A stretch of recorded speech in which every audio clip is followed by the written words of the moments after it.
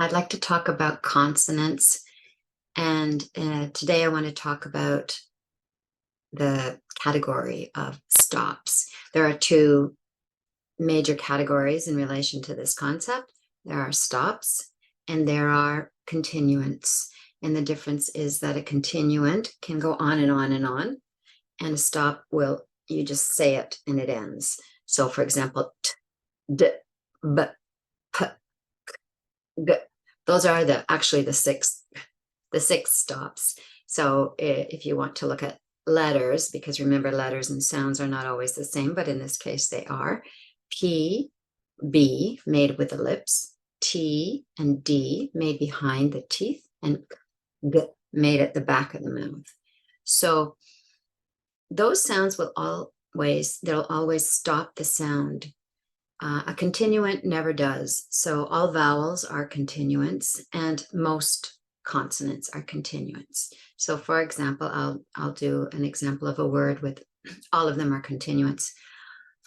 Fall. You can see how I can lengthen every single sound in that word. Or same. But if I say fat, the T I can't continue. Or if I say sad, the D I can't continue.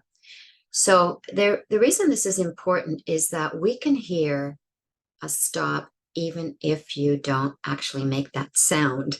So here's a good example. The word can, N, the C is a stop, but the N isn't.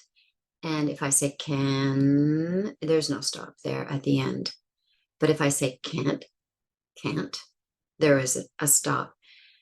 The issue is that in English, often we will drop the T. You won't hear the T, but you will hear the stop.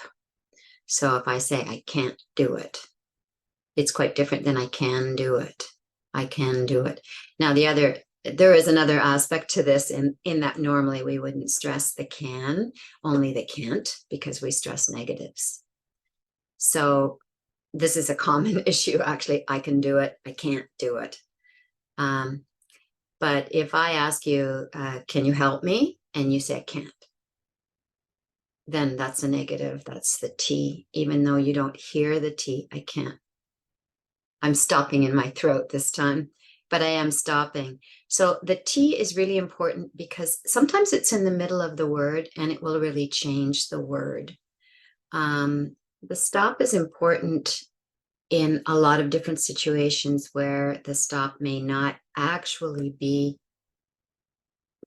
articulated as a sound, as a specific sound, but as a stop. So, for example, if I say, she raised many children, that's present, although it doesn't make sense, but she raised many children. She raised many children. There's a stop there, and that indicates past tense.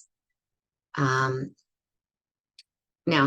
I'll just give another little example that I just said, past tense. I didn't say past tense. I said past tense, and that's because the two stops will get combined. But this concept of a stop is really key in a lot of English pronunciation, because that stop, whether it's pronounced or not, as an individual sound, indicates that that is there. And especially with the T and D, this is where we find a lot of issues.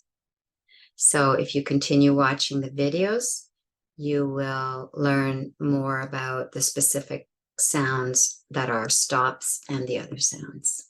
Thank you.